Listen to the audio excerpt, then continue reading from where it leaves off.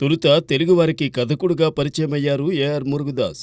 ఆయన తమిళంలో తీసిన రమణ ఆధారంగానే తెలుగులో మెగాస్టార్ చిరంజీవి ఠాగూర్ రూపొందింది. అలా ఠాగూర్ కథకుడుగా మురుగదాస్ తెలిశారు.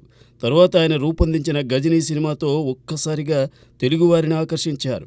ఇదే చిత్రంతో తెలుగునాట హీరో సూర్యకు క్రేజ్ లభించడం విశేషం. ఈ రెండు చిత్రాల తరువాత నేరుగా మెగాస్టార్తోనే స్టాలిన్ రూపొందించే ఛాన్స్ దక్కించుకున్నారు మురుగదాస్. తెలుగులో గజనీని పంపిణీ చేసిన అల్లు అరవింద్ హిందీలో మురుగదాస్ డైరెక్షన్లోనే ఆ చిత్రాన్ని అదే టైటిల్తో తెరకెక్కించారు. ఆ చిత్రంతో ఉత్తరాది వారిని కట్టిపడేశారు మురుగదాస్. అమీర్ ఖాన్ హీరోగా రూపొందిన గజనీ గ్రాండ్ సక్సెస్ సాధించడమే కాదు, ఆల్ ఇండియాలో 100 కోట్లు చూసిన తొలి తెలుగు చిత్రంగా రికార్డు సృష్టించింది. తరువాత మరికొన్ని చిత్రాల్లోనూ వైవిధ్యం ప్రదర్శిస్తూ సాగారు మురుగదాస్. మహేష్ బాబుతో తెలుగు, తమిళ భాషల్లో స్పైడర్ రూపొందించారు. కానీ ఆ సినిమా అట్టే ఆకట్టుకోలేకపోయింది.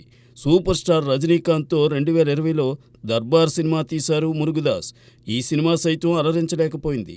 అప్పట్నుంచి ఇప్పటిదాకా మురుగదాస్ నుండి మరో సినిమా రాలేదు. అదే మురుగదాస్ ఫ్యాన్స్కు నిరాశ కలిగిస్తోంది. మురుగదాస్కు పట్టువదలని వీరుడనే పేరుంది. తనకు కావలసిన నటనను నటీనటుల నుండి రాబడ్డంలోనూ, సాంకేతిక నిపుణులతో పనిచేయించుకోవడంలోనూ మురుగదాస్ తీరే వేరని చెబుతారు. నొప్పించక తానవ్వక అన్న చందాన మురుగదాస్ సాగుతుంటారు. చిరంజీవితో స్టాలిన్, మహేష్తో స్పైడర్, రజనీకాంత్తో దర్బార్ చిత్రాలు ఆయన నిరాశపరిచాయనే చెప్పాలి.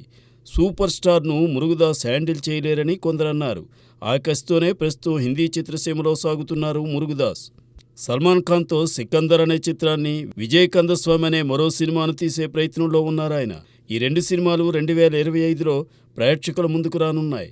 ఈ చిత్రాలతో ఒకటి 2029 కందస్వామికి రీమేక్ కాగా, సికందర్ సల్మాన్ కోసమే తయారు చేసిందట. ఈ చిత్రాలతో మురుగదాస్ ఏ తీరున మురిపిస్తారో చూద్దాం.